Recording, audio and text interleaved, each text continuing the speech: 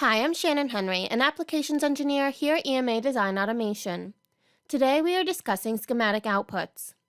By now, you have completed your schematic and clearly communicated the components, connectivity, and functionality. So what now? What documents are needed to continue in the design process?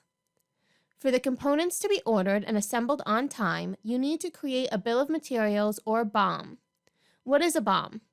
A BOM is a list of components used in the schematic that will be used for purchasing, manufacturing, assembly, and test. BOMs can contain a variety of information depending on your company's requirements.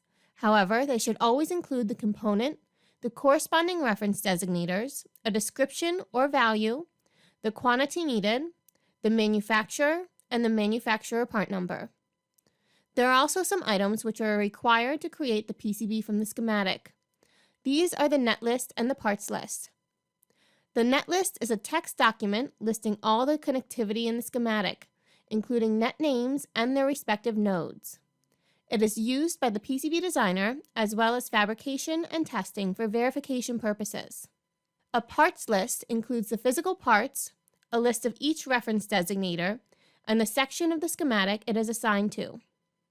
Generating these documents at the completion of your schematic will allow the PCB designer and the assembly manufacturer engineer to begin their tasks, keeping the design process on track. Thanks for joining us, and be sure to check out some of our other Whiteboard Wednesday sessions from the PCB design experts here at EMA Design Automation.